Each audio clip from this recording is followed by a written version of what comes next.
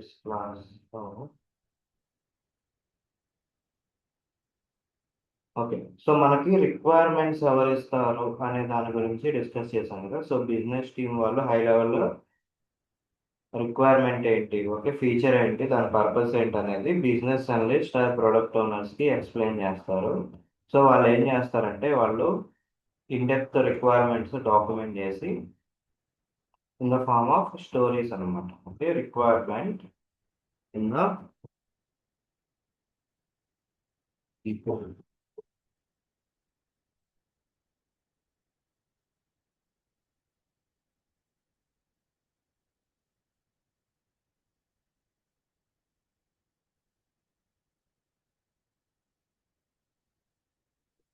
Requirement in the form of stories. Stories ఏంటనేది మనం తర్వాత చూద్దాం. సో రిక్వైర్మెంట్స్ అనేది ఇస్తారనమాట.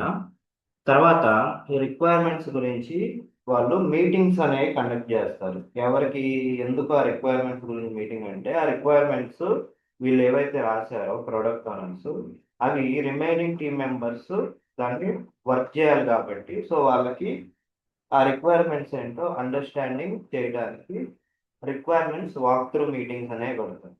ఓకేనా. సో ఎవరెవరికి పెడతారు ఆ వాక్ త్రూ మీటింగ్స్ అంటే architects, developers, testers. Okay.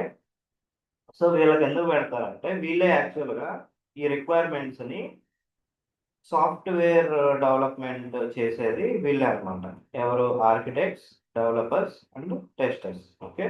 So architects యొక్క యూజ్ ఏంటి, వాళ్ళు ఏం చేస్తారు అనేది చూద్దాము. దానికన్నా ముందు డెవలపర్స్ అంటే ఏంటో చూద్దాం. ఓకే, డెవలపర్స్ అంటే మనకి 3 టైప్ ఆఫ్ డెవలపర్స్ ఉన్నారు. Front end dev, back end developer and full stock developers. Okay. So మనకి డెవలప్మెంట్ చేసేది ఎవరంటే front end developers, back end developers and full stock developers అండి. ఓకే. సో ఏం చేస్తారు వీళ్ళంటే ఫ్రంట్ ఎండ్ డెవలపర్స్ ఏం చేస్తారంటే ఇప్పుడు మనం వెబ్సైట్ తీసుకుందాం.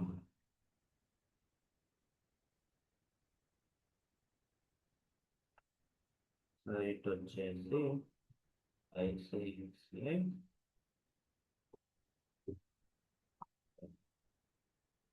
దీని వెబ్సైట్ ఉంది. సో ఈ వెబ్సైట్ ఇలా ఓపెన్ చేయగలిగితే మనకి ఒక బ్యూటిఫుల్ బ్యాక్గ్రౌండ్తో ఒక అలైన్మెంట్ ఆర్డర్లో ఇక్కడ ఆప్షన్స్, ఓకే, బటన్స్ కానీ, ఓకే, ఇక్కడ చూడండి మీకు పైన డ్రాప్ డౌన్స్ కూడా ఉన్నాయి. ఈ డ్రాప్ డౌన్స్ ఎప్పుడు డిస్ప్లే అవుతున్నాయి, నేను ఎప్పుడైతే మౌస్ ఓవర్ చేస్తున్నానో ఆ డ్రాప్ డౌన్స్ అనేవి డిస్ప్లే అవుతున్నాయి. ఓకే, అంతే కదా. సో ఇది ఇలాగా ఈ వెబ్సైట్ ఇలా కనిపించడానికి డెవలప్మెంట్ వర్క్ అనేది ఎవరు చేశారంటే ఫ్రంట్ ఎండ్ డెవలపర్స్. ఓకే, వీళ్ళు ఏం చేస్తారు చూడండి, front end developers.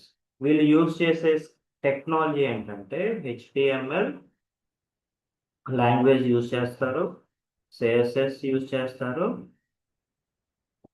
And Java scripting కూడా యూజ్ చేస్తారు అనమాట. జావా స్క్రిప్ట్ ఇవి యూజ్ చేస్తారు. ఓకే, ఫ్రంట్ ఎండ్ డెవలపర్స్ ఏం యూజ్ చేస్తారు? HTML, CSS, Java script.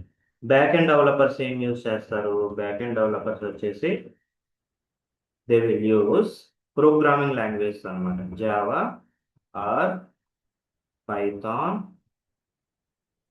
Are C sharp, Ruby, Perl. Okay, ఇలాగా డిఫరెంట్ ప్రోగ్రామింగ్ లాంగ్వేజెస్ అనేది యూజ్ చేస్తారు. నెక్స్ట్ ఫుల్ స్టాక్ డెవలపర్స్ అంటే అంటే బ్యాక్ ఎండ్ డెవలపర్లో మనకి డేటాబేస్ డెవలపర్స్ కూడా ఉంటారు. వాళ్ళు కూడా మనం బ్యాక్ ఎండ్ డెవలపర్స్ కింద కన్సిడర్ చేస్తూ ఉంటారు. So back end developers also including with database developers. Okay, ఈ డేటాబేస్ అంటే కూడా మనం ఇండెప్త్ చూద్దాము. నెక్స్ట్ ఫుల్ స్టాక్ డెవలపర్ అంటే ఎవరు? ఫుల్ స్టాక్ డెవలపర్స్ అంటే who can handle both front end related activities and back end related activities. రెండిటి మీద గ్రిప్ ఉండి వర్క్ చేసే వాళ్ళు మనకి ఫుల్ స్టాక్ డెవలపర్స్ కింద కన్సిడర్ చేస్తాం. ఓకేనా. ఈ ఫ్రంట్ ఎండ్ డెవలపర్స్ మనం హెచ్టిఎంఎల్ సిఎస్ఎస్ జావా స్క్రిప్ట్ అనేది యూజ్ చేస్తాం కదా. ఎందుకు దీని పర్పస్ ఏంటంటే ఫ్రంట్ ఎండ్ డెవలపర్ యొక్క ఎండ్ గోల్ ఏంటంటే UI looks good as per client requirement. UI okay, ఇక్కడ యూఐ అంటే ఏంటి? UI is user interface. UI is user interface. ఏంటి యూజర్ ఇంటర్ఫేస్ అంటే, లెట్స్ సే మనం యూజర్ అనుకుంటే మనం ఈ వెబ్ అప్లికేషన్లో ఎలా ఇంటరాక్ట్ అవుతున్నాము. ఓకే, మనం ఈ వెబ్ అప్లికేషన్తో ఇంటరాక్ట్ అవ్వాలంటే యూజర్ అనే వాళ్ళు ఎలా ఇంటరాక్ట్ అవుతున్నారు, ఇక్కడ ఏవైతే చూస్తున్నారో దాని రిలేటెడ్ కదా. ఇప్పుడు సేవింగ్స్ అకౌంట్ రిలేటెడ్ నేను ఓపెన్ చేయాలి. సో నేను ఎలా ఇంటరాక్ట్ అవుతాను, ఇక్కడ సేవింగ్స్ అకౌంట్ ఆప్షన్ ఉంది కాబట్టి సో అది క్లిక్ చేస్తే నేను యూఐతో ఇంటరాక్ట్ అయినట్టు అనమాట. Okay, as a user I interacted with ఈ particular application browser. Okay, so దీన్ని ఏమంటారంటే యూజర్ ఇంటర్ఫేస్ అంటారు. ఓకే, మనకి ఏదైతే కనిపిస్తుందో వెబ్సైట్ ఇది యూజర్ ఇంటర్ఫేస్ అన్నమాట. దీనికి ఫ్రంట్ ఎండ్ డెవలపర్స్ ఏమేమి యూజ్ చేస్తారు, ఇది ఇలా కనిపించడానికి, ఆ యూజర్ ఇంటర్ఫేస్ నీట్గా కనిపించడానికి ఫ్రంట్ ఎండ్ డెవలపర్స్ ఏమేమి యూజ్ చేస్తారో చెప్తా చూడండి. ఇక్కడ మీకు సైడ్ ఒక ప్యానల్ ఓపెన్ అవుతుంది. ఎలా ఓపెన్ అవుతుంది అది? ఇక్కడ రైట్ క్లిక్ చేసి, అంటే పర్టికులర్గా ఒక వెబ్సైట్ అని కాదు, మీరు ఏ వెబ్సైట్ తీసుకున్నా కానీ ఆ వెబ్సైట్ మీద రైట్ క్లిక్ చేసి ఇన్స్పెక్ట్ అనేది క్లిక్ చేయాలి. ఓకేనా? ఇన్స్పెక్ట్ అనేది క్లిక్ చేస్తే మీకు ఇలాగా ఒక సైడ్ ప్యానల్ అనేది ఓపెన్ అవుతుంది. ఈ సైడ్ ప్యానల్ని మీరు పొజిషన్ అనేది అడ్జస్ట్ చేసుకోవచ్చు. ఇక్కడ 3 లైన్ డాట్స్ ఉన్నాయి కదా. సో ఇప్పుడు మనకి రైట్ సైడ్ ఉంది ప్యానల్ బిలో. ఓకే, బాటంలో కావాలనుకుంటే అది ఓకే, బాటమ్ ఐకాన్ అనేది క్లిక్ చేయాలి. ఓకే, ఒకవేళ లెఫ్ట్ సైడ్ కావాలనుకుంటే లెఫ్ట్ సైడ్లో ఐకాన్ క్లిక్ చేయాలి. ఓకే, లేదు నాకు సెపరేట్ విండో లాగా కావాలంటే చూడండి, సెపరేట్ విండో లాగా వచ్చేసింది. ఓకే, ఏంటి దీని పర్పస్ చూద్దాము. ఇప్పుడు మీరు అబ్జర్వ్ చేసినట్లయితే దీన్ని కొంచెం డ్రాగ్ చేస్తాను. ఇక్కడ మీరు ఏదైతే యూఐ చేస్తా మీన్ యూఐ చూస్తున్నారో ఇక్కడ, ఇది ఫ్రంట్ ఎండ్ డెవలపర్స్ ఏ లాంగ్వేజెస్ యూజ్ చేసి డెవలపర్ డిజైన్ చేశారంటే HTML, CSS and Java script అండి. ఓకే, హెచ్టిఎంఎల్ అంటే ఏంటి? హెచ్టిఎంఎల్ అంటే మనకి ఇక్కడ హెచ్టిఎంఎల్ ట్యాగ్ ఉంది చూడండి. Okay, starting with the HTML, ఈ మొత్తం మనకి హెచ్టిఎంఎల్ అన్నమాట. ఓకే, ఈ మొత్తం హెచ్టిఎంఎల్. ఇది నేను కోడింగ్ రిలేటెడ్ ఏం చెప్పట్లేదు. ఇక్కడ ఒకసారి మీరు అబ్జర్వ్ చేస్తాను.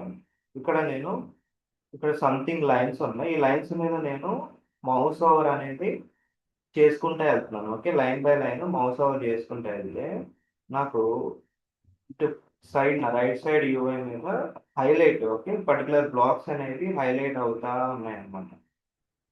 ఓకేనా?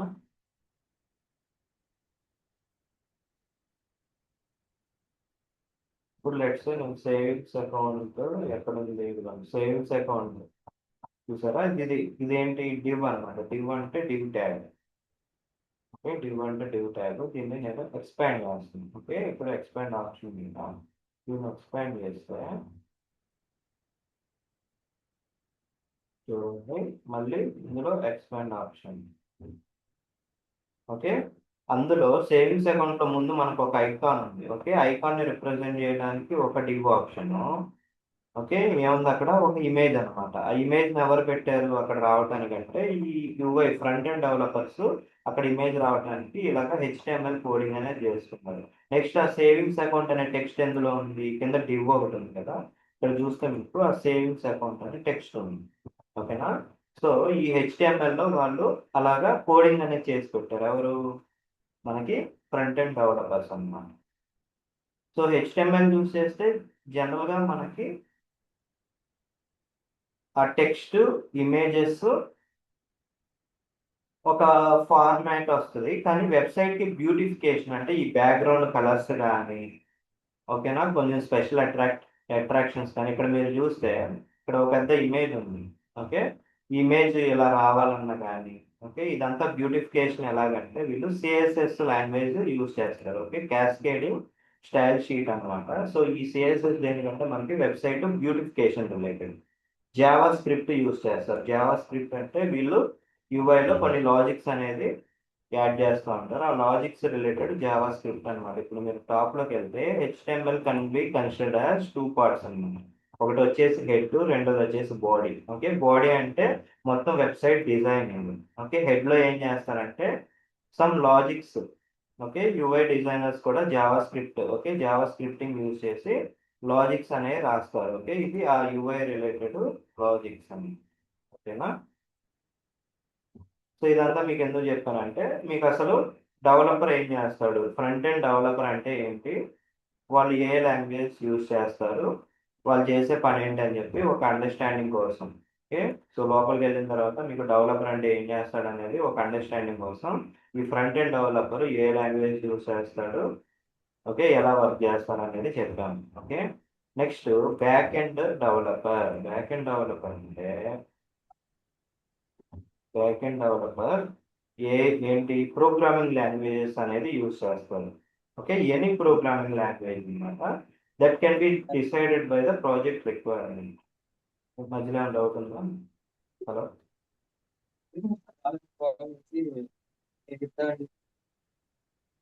నరేష్, మీ వాయిస్ బ్రేక్ అవుతుంది, ఒకసారి మళ్ళీ రిపీట్ చేయండి. డౌటింగ్ వల్ల. Okay, responding. ఈ బ్యాక్ ఎండ్ డెవలపర్ ఈ ప్రోగ్రామింగ్ లాంగ్వేజ్ అనేది యూజ్ చేస్తారు. Okay, any of the programming language. ఎందుకంటే ఇక్కడ మనం సేవింగ్స్ అకౌంట్ అనేది క్లిక్ చేస్తే అది ఎక్కడికి మనకి పేజ్ అనేది రీడైరెక్ట్ అయింది. ఎక్కడికి రీడైరెక్ట్ అయింది? Savings account related. ఇక్కడ చూస్తే savings account related page. Okay, దాని రిలేటెడ్ పేజ్ అనేది ఓపెన్ అయింది. ఓకే, సో అది క్లిక్ చేస్తే ఇది ఎందుకు ఓపెన్ అయింది? మ్యాజిక్ కరెంట్, మ్యాజిక్ కార్ అనమాట. సో దానికి బ్యాక్ ఎండ్ డెవలపర్ వెనకాల లింకింగ్ అనేది పెట్టాడు. ఆ బ్యాక్ ఎండ్ డెవలపర్ మనకి లింకింగ్ అనేది పెట్టాడు, అందుకని చెప్పి మనకి రీడైరెక్ట్ అవుతుంది. ఓకే, లింకింగ్ అంటే ఎలా పెట్టాడంటే ఇప్పుడు మళ్ళీ ఒకసారి బ్యాక్ వెళ్దాం చూడండి.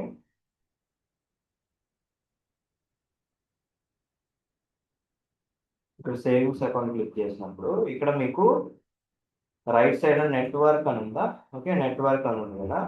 సో ఇక్కడ నేను ఫర్ సపోజ్ ఇది open. Vamshi garu, sorry to disturb.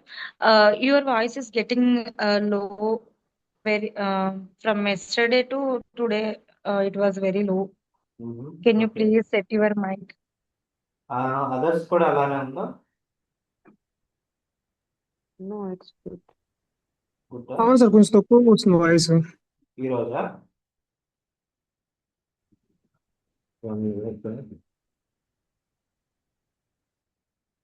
Session start అయిన కాడి నుంచి అంతే ఉందా? అవును వంశీ గారు. ఓకే, ఇప్పుడు చూడండి, ఇప్పుడు ఓకేనా? ఇప్పుడు ఒకసారి మళ్ళీ రిపీట్ చేయండి వంశీ గారు, మీరు ఏమైనా మాట్లాడండి. ఓకే, సో ఇక్కడ చూడండి మనకి ఓపెన్ అకౌంట్ నవ్ అనేది ఉంది కదా. ఇక్కడ ఇప్పుడు నేను కొంచెం బెటర్ వస్తుంది మళ్ళీ. ఓకే, బెటర్ వస్తే ఓకే. ఈ మధ్యలో ఏమైనా మీకు లో అనిపిస్తే చెప్పండి, నేను వేరే మైక్ తో ట్రై చేస్తాను. Okay. Okay okay. Okay guys, okay. So ఇక్కడ మనకి ట్యాబ్స్ ఉన్నాయి కదా. ఎలిమెంట్స్ అనే ట్యాబ్ లో మనకి హెచ్టిఎంఎల్ రిలేటెడ్ కోడ్ ఉంటుంది. ఓకేనా? ఇది మనకి ఒక హై లెవెల్ అండర్స్టాండింగ్ కావాలి యాజ్ ఎ టెస్టర్గా. ఓకే, దీని గురించి హై లెవెల్ అండర్స్టాండింగ్ కావాలి.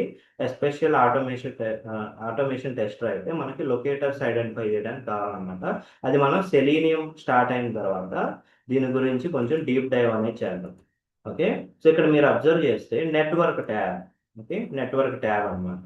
ఈ నెట్వర్క్ ట్యాబ్లో ఇవన్నీ ఏంటంటే ఏపీఐ కాల్స్ అన్నమాట. ఓకే, ఏపీఐ అంటే ఏంటో నేను I will tell you guys. Okay, so as a టెస్టర్గా మనం అన్ని టైప్ ఆఫ్ టెస్టింగ్స్ గురించి ఐడియా ఉండాలి. ఓకే, అంటే యూఐ టెస్టింగ్ అంటే nothing but functional testing. Okay, UI testing, మనం బ్యాక్ ఎండ్ టెస్టింగ్ కూడా చేయాలి. ఈ బ్యాక్ ఎండ్ టెస్టింగ్లో మనకి ఏమేమి వస్తాయి? యూఐ టెస్టింగ్ అంటే మనకి యూఐ చూసి నిన్న చేసాం కదా అమెజాన్ వెబ్సైట్కి, ఓకేనా, అది యూఐ టెస్టింగ్ కిందకి వస్తుంది. ఈ బ్యాక్ ఎండ్ టెస్టింగ్ అంటే మనకి API testing and database testing. Okay, ఈ రెండు మనకి బ్యాక్ ఎండ్ టెస్టింగ్ కిందకి వస్తాయి అన్నమాట. ఓకే, సో అట్లీస్ట్ మాన్యువల్, మీరు లోపలికి వెళ్ళిన తర్వాత రిక్వైర్మెంట్ ఉంటే అట్లీస్ట్ మాన్యువల్గా అయినా కానీ మీకు ఏపీఐ టెస్టింగ్ చేయమంటే ఏపీఐ టెస్టింగ్ చేయాలి, లేకపోతే డేటాబేస్ యూజ్ చేస్తున్నారంటే డేటాబేస్ టెస్టింగ్ క్వెరీస్ యూజ్ చేసి చేయాలన్నమాట. ఓకే, సో అసలు ఏపీఐ అంటే ఏంటో చూద్దాం. ఓకే, ఏపీఐ అంటే మనం ఇక్కడ ఏదన్నా యాక్టివిటీ చేసినప్పుడు, నేను ఈ లాగ్స్ అని ఒకసారి క్లియర్ చేస్తున్నాను. ఇప్పుడు ఇక్కడ నేను సంథింగ్ యాక్టివిటీ చేసినప్పుడు ఓపెన్ అకౌంట్ నౌ అనేది క్లిక్ చేశాను. క్లిక్ చేస్తే నాకు అది న్యూ ట్యాబ్ కింద ఓపెన్ అయింది. లెట్స్ న్యూ ట్యాబ్ కాకుండా ఇక్కడే I will do some action.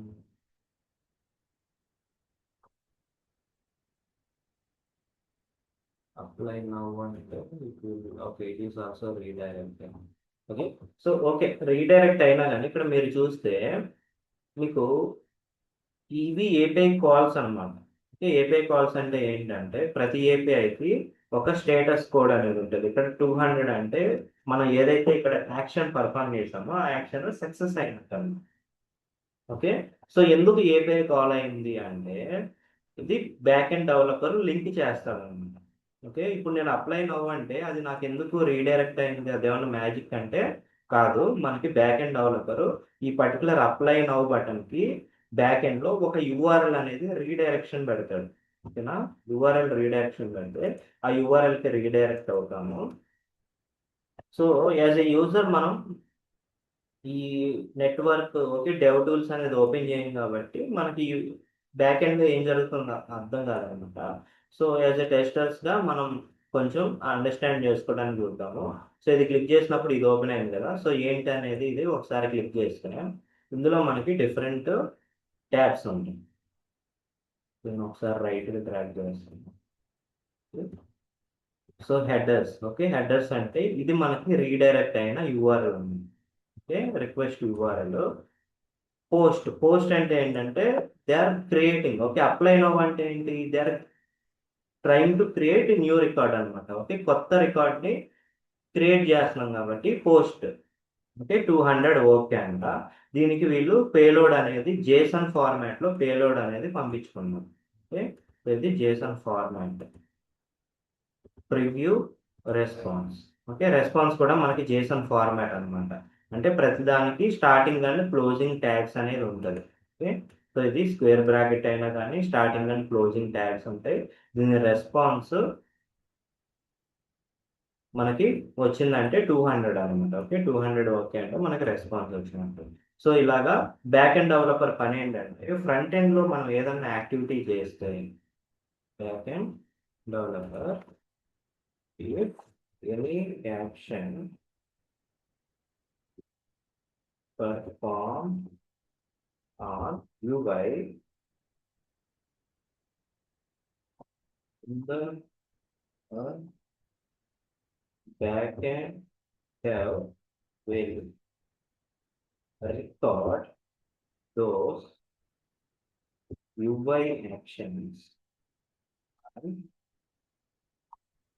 you will redirect అయితే రీడైరెక్ట్ చేయొచ్చు. కొన్నిసార్లు ఏంటి మనం అప్లికేషన్ ఫామ్ ఫిల్ చేసి సబ్మిట్ బటన్ క్లిక్ చేస్తాం.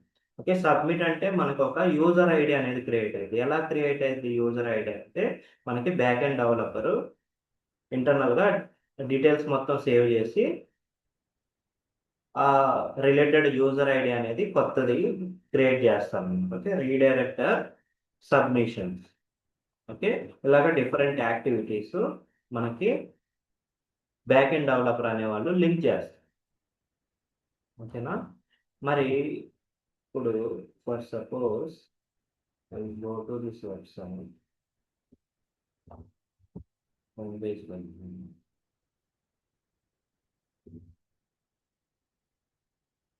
సో చూసారా, నేను ఈ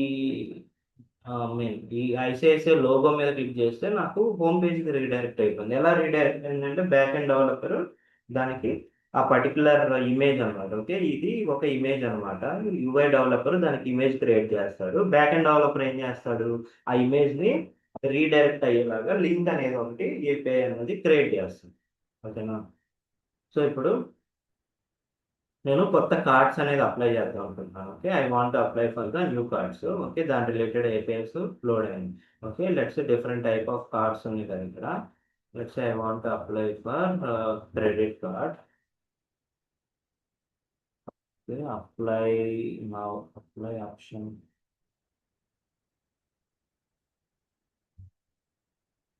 క్రెడిట్ కార్డ్ ఆఫర్స్.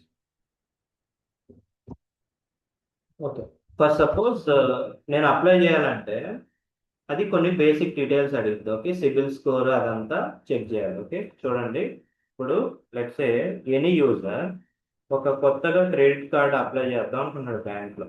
ఓకే, అది ఏ డీటెయిల్స్ అడుగుతుంది. సో బ్యాంక్లో క్రెడిట్ కార్డ్ ఓపెన్ చేయాలంటే savings account, I mean existing customer అవ్వాల్సిన రూల్ ఏం లేదు. సో అకౌంట్ డీటెయిల్స్ అయ్యేం కాకుండా, సో జనరల్గా ఫస్ట్ నేము ఏమో అడుగుతుంది. First name, last name, middle name ఉంటే middle name. Okay, salaried or business. Okay, salary or business అని చెప్పి అడుగుద్ది. దాన్ని బట్టి అది ఆ క్రెడిట్ కార్డ్ లిమిట్ అనేది డిసైడ్ చేస్తుంది అనమాట. నెక్స్ట్ ఇదేం చేస్తా అంటే Aadhaar card. Okay, Aadhaar card, PAN card అడుగుద్ది. Okay, so based on this Aadhaar card and PAN card ఇది ఏం చేస్తుంది, సిబిల్ స్కోర్ని ఫెచ్ చేస్తుంది. ఓకే, సిబిల్ స్కోర్ని ఫెచ్ చేస్తుంది. ఎక్కడి నుంచి ఎలా ఫెచ్ చేస్తుంది అది సిబిల్ స్కోర్ అంటే రియల్ టైంలో ఎలా జరిగింది అంటే, మనం ఎప్పుడైతే ఆ Aadhaar card or pan card enter చేస్తామో, ఓకే, వెబ్సైట్లో అదొక ఫీల్డ్ లాగా ఉంటుంది. ఫీల్డ్ లాగా ఉండి ఆధార్ పాన్ ఎంటర్ చేసి పక్కన చెక్ ఎలిజిబిలిటీ సంథింగ్ క్లిక్ చేస్తే అది మనం సిబిల్ స్కోర్ని బట్టి ఎంత లిమిట్ ఇవ్వచ్చు, ఎలిజిబుల్ కాదా అనేది డిస్ప్లే చేస్తుంది. సో అది ఎలా జరిగిందంటే పెయింట్ ఒకటి ఓపెన్ చేసాం. ఇప్పుడు యూఐలో ఇది కదా action. UI screen shot private తెలిసి. ఓకే, లెట్స్ సే యూఐలో I have one button based on the PAN details. Okay, ఇక్కడ ఉంది కదా check eligibility button. Okay, check eligibility అనేది నేను క్లిక్ చేశాను అనుకున్నాను ఫర్ సపోజ్.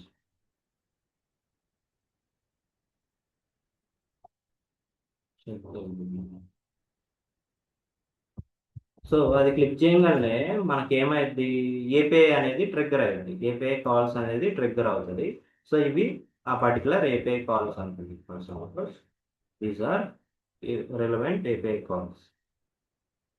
అంటే ఆ పర్టికులర్ యాక్షన్కి బ్యాక్ ఎండ్లో ట్రిగ్గర్ అయ్యే ఏపీఐ కాల్స్ అనమాట. ఓకే, నెక్స్ట్ దీని ఎక్స్పెక్టెడ్ బిహేవియర్ ఏంటంటే ఎప్పుడైతే నేను ఇక్కడ యూఐలో రిక్వెస్ట్ పంపిస్తున్నాను, ఏ రిక్వెస్ట్, చెక్ ఎలిజిబిలిటీ అంటే సిబిల్ స్కోర్ ఎలిజిబిలిటీ అనేది మనం రిక్వెస్ట్ చేస్తాం. ఓకే, సో ఆ పర్టికులర్ ఏపీఐస్ అనేది హిట్ అయినాయి. ఏపీఐస్ హిట్ అయితే అదేంటి, మనకి రిక్వెస్ట్ వెళ్ళింది. ఓకే, ఆ రిక్వెస్ట్ నుంచి డేటా అనేది ఒక ఈ సిబిల్ స్కోర్ రిలేటెడ్ సిబిల్ అనే కంపెనీ డేటాబేస్ని హిట్ చేస్తుంది. ఓకే, అది అన్ని బ్యాంక్స్కి యాక్సెస్ ఉంటుంది అనమాట. ఓకే, ఇది ఒక డేటాబేస్. ఏ డేటాబేస్ ఇది, సిబిల్ అనే కంపెనీ యొక్క డేటాబేస్. సో ఇక్కడ డెఫినేషన్ చూద్దాం. చూడండి డేటాబేస్ అంటే ఏంటో ఒకసారి డెఫినేషన్ చూద్దాం. డేటాబేస్, సో సాఫ్ట్వేర్లో డేటాబేస్ అంటే it is a storing or storage space to store or update or delete data based on user request. Okay, ప్రతి అప్లికేషన్కి ఒక డేటాబేస్ అనేది ఉంటుంది. ఎందుకంటే లెట్స్ సే మీరు బ్యాంకింగ్ అప్లికేషన్ తీసుకుంటే ఐసిఐసిఐ బ్యాంక్, అందులో ఉండే సేవింగ్స్ అకౌంట్, లెట్స్ సే నేను బ్యాంక్కి వెళ్ళిపోయి నాకు ఈ బ్యాంక్లో సేవింగ్స్ అకౌంట్ ఉందో లేదో చెప్పండి అన్నా అనుకో, ఫర్ సపోజ్ మన ఫస్ట్ నేమ్ లాస్ట్ నేమ్ పెట్టి సెట్ చేస్తాం. సెట్ చేస్తే మనకి ఎగ్జాక్ట్ మ్యాచ్ అయితే అక్కడ రికార్డ్స్ అనేవి వస్తాయి. ఓకేనా, ఫిల్టర్ అయిపోయి రికార్డ్స్ అనేవి వస్తాయి. ఒకవేళ ఆ పేరు మీద మ్యాచ్ లేకపోతే నో రికార్డ్స్ ఫౌండ్ అంటాయి. అంతే కదా. సో అది ఎలా తెలుస్తుందంటే అదంతా సేవింగ్స్ అకౌంట్ మొత్తం వీళ్ళు ఒక డేటాబేస్లో స్టోర్ చేసుకుంటారు. ఓకే, డేటాబేస్లో ఎలా స్టోర్ చేస్తారంటే in the form of tables అన్నమాట. డేటాబేస్లో ఇన్ ద ఫార్మ్ ఆఫ్ టేబుల్స్లో స్టోర్ చేసుకుంటారు. స్టోర్ చేసుకున్న డేటా ఫెచ్ చేసుకుంటారు అనమాట. ఓకే, ఫెచ్ చేసుకొని ఆన్ డిమాండ్ మీద they will fetch and based on the request they will show up the data అనమాట. సో ఇక్కడ మనం ఏ డేటాని రిక్వెస్ట్ చేస్తున్నాం, సివిల్ డేటాబేస్ నుంచి ఇక్కడ ఆ పర్టికులర్ పాన్ ఆధార్ లింక్ అయి ఉంటుంది కదా. సో ఆ పర్టికులర్ పాన్ ఆధార్ బేస్ మీద ఈ కస్టమర్కి ఉన్న సివిల్ స్కోర్ ఏంటి అని చెప్పి ఈ సివిల్ అనే డేటాబేస్ వాళ్ళు ఏ డేటాబేస్ అయితే యూజ్ చేస్తున్నారో ఆ డేటాబేస్ అనమాట. ఇక్కడ డేటాబేస్ అనేది మనకి డిఫరెంట్ టైప్స్. ఓకే, కంపెనీస్ వాళ్ళ చాయిస్ని బట్టి మీన్ వాళ్ళు స్టోర్ చేసుకునే డేటా టైప్ని బట్టి, వాళ్ళ ఫ్లెక్సిబిలిటీ బట్టి, ఓకే, వాళ్ళ బిల్లింగ్ బట్టి డిఫరెంట్ టైప్ ఆఫ్ డేటాబేసెస్ అనేవి యూజ్ చేస్తారు. ఓకే, మై సీక్వల్ డేటాబేస్ ఉంది మనకి, సీక్వల్ సర్వర్ డీబీ ఉంది, డీబీ ఎవేర్ అని ఉంది.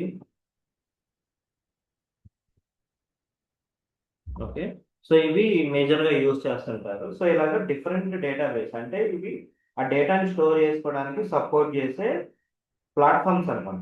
ఓకేనా, సో అంటే క్వరీ అనేది లైట్గా అంటే ఈ డేటాబేస్తో ఎలాగ మనం కమ్యూనికేట్ అవుతాం అంటే ఇన్ ద ఫార్మ్ ఆఫ్ క్వెరీస్తో కమ్యూనికేట్ అవుతాము.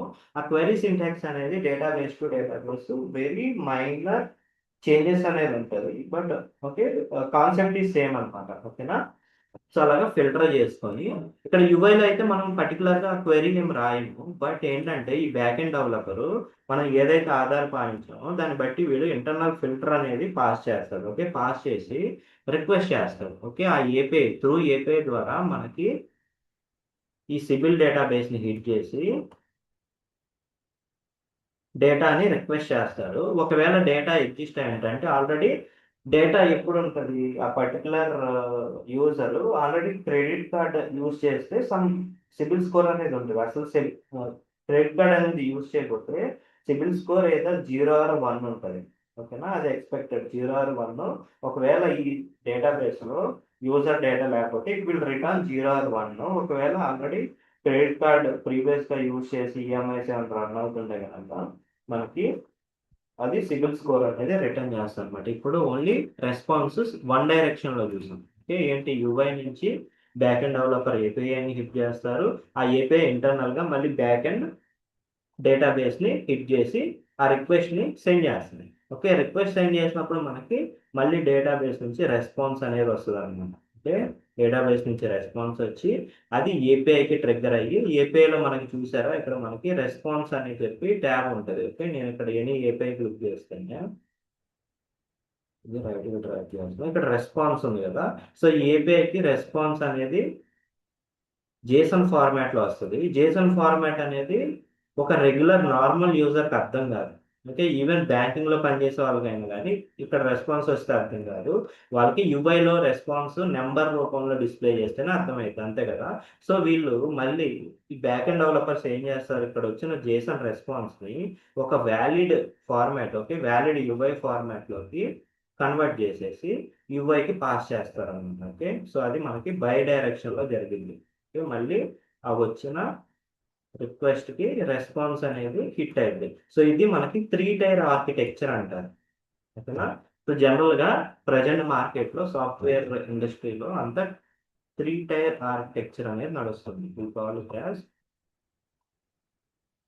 3-tier architecture.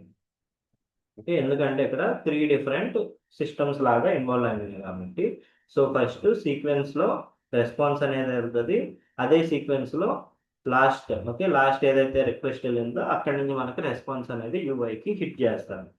ఓకేనా, బేస్డ్ ఆన్ దాట్ మనకి యూఐలో ఎలాంటి యాక్షన్ తీసుకోవాలనేది ఎండ్ యూజర్ యొక్క చాయిస్ అన్నమాట. ఓకేనా? అది బ్యాక్